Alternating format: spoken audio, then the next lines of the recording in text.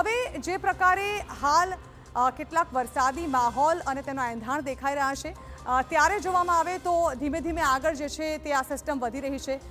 ચોમાસું ધીમે ધીમે આગળ વધી રહ્યું છે। આપ જોઈ રહ્યા છો કે હાલ જે પ્રકારે આ મેપમાં દેખાઈ રહ્યું છે, લગભગ 23 મે એટલે કે હાલ જો વાત કરવામાં આવે તો અહીં શ્રીલંકાની આસપાસ એટલે કે અહીંયા ચોમાસું છે તે દેખાઈ રહ્યું છે।